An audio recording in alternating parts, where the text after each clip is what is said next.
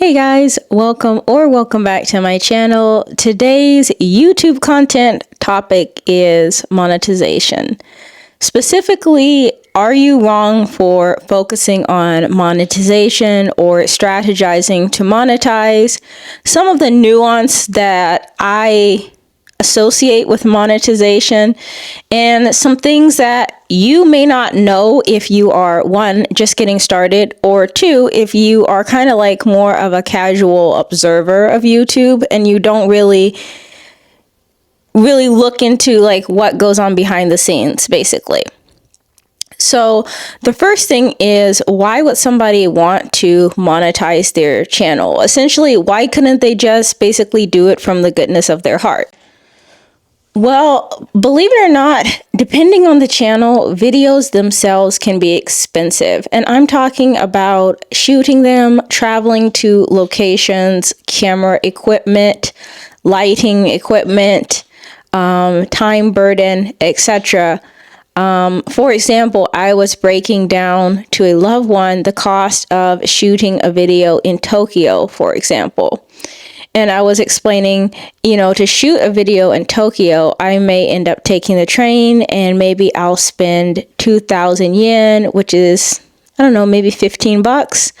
Then that will get me to the part of Tokyo I wanted to visit. Then maybe I'll spend another 15 bucks on food or something specifically to show in the video, and then another 15 bucks to get back. You get where I'm going with this? And this is not always the case. Sometimes I was planning to go there regardless whether I was going to film a video or not. But if I went there specifically to film a video, or if I'm filming one of these activities because I think that it would make good content, those are some of the costs that might be associated with the video. The camera that I have is not free. The new camera I got, my audio equipment, all of that costs something. So in the big picture, you get the idea already. It costs money, etc. Well, where's the money coming from? Well, the money is going to be either completely self-funded by the creator, which is, in my case, what's going on. I'm self-funding it, with the exception of the couple of you that donated to buy me a coffee. Thank you. You know who you are. But in general, everything's self-funded. So I am paying for everything myself. And it can be expensive. So for me as a creator, I care about that. And for you, if you're in the same situation, if you're a small creator, you don't have brand deals, you don't have ad revenue, which is like when people watch the ads during your videos and you get like a cut of that, you're going to be funding this stuff yourself, and it could get expensive. And as you go along, you're going to want to improve your quality and make it better and better as you go. And that requires better equipment at times. And as I've said in a previous video in this series, equipment is not everything. I've seen some people bust out some incredible videos in their car, and they said they're shooting it on their phone. So, more credit to them. It's definitely possible. I've definitely seen an increase in subscribers or watch time from content that I made on my phone. But it does make a big impact, and there is a difference. If you have higher quality, it does matter. So that could be a reason right there that you want to monetize. The other thing is, if you want to be a creator full time, which is something I would like to do, you want to have a sustainable income from it. You want to be able to support yourself and pay the bills based on your content creation. So those things are why monetization would matter to a content creator. And that's probably why you hear some content creators talk about it. And for someone who's new to YouTube, those are some factors that you might want to consider. Like, as you commit to YouTube, you may have to be funding some of it in the beginning from your own pocket until your YouTube channel grows. So moving on to strategy a little bit. So I've been experimenting with content quality, which we talked about a little bit, improving my camera quality, trying to improve my trying to improve my storytelling, trying to improve my camera presence, confidence. I have seen marginal improvement by improving quality, length of video, or adding sound effects or different visuals that might keep viewers engaged. But I decided one of the things I'm going to pursue in order to increase the chances of my channel being monetized is gaining more subscribers. So about a year ago, I had only 200 subscribers, less than 200 subscribers even.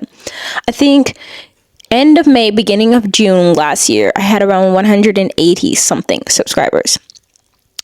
So I decided I'm going to pursue gaining more subscribers, and I did that. I attempted marketing my channel and I was able to successfully gain more subscribers, but the downside of that was it didn't really seem like there was much engagement. So again, I pivoted, I switched my focus, and I decided to focus on engagement. How can I increase engagement? How can I increase view duration?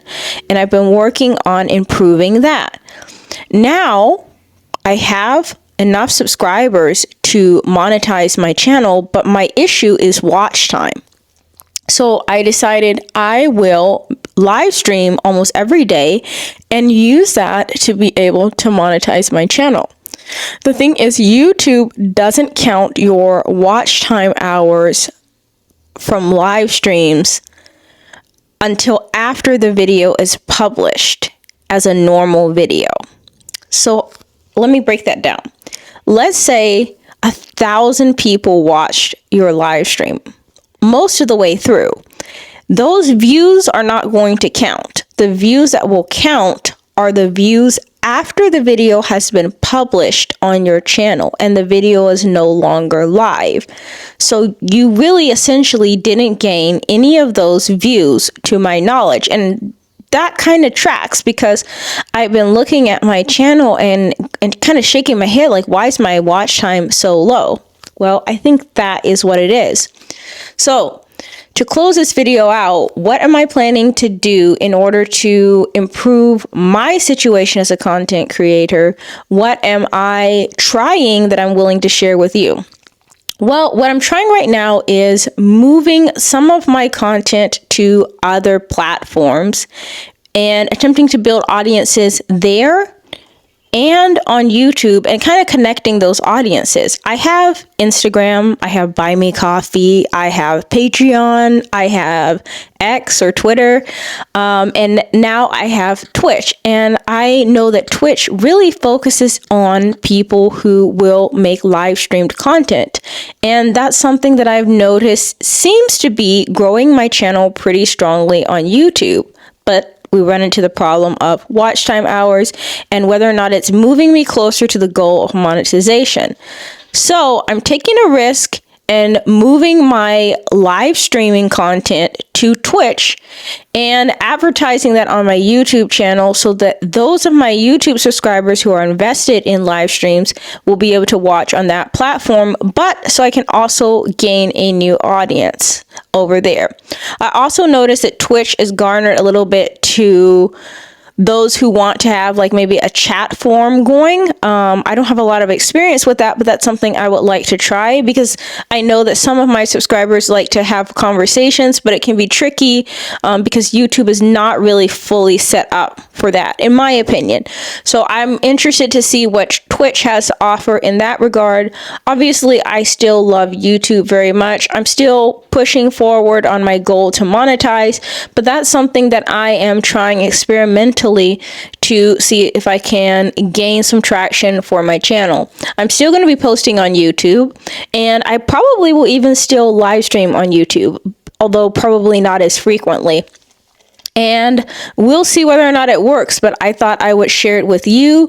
I know that probably those of you that are watching these specific videos are working on your own channels, and I look forward to hearing any tips that you guys have, any thoughts that you guys have in the comment section, and I look forward to updating you on how this experiment goes. And with that, I'll see you later. Bye!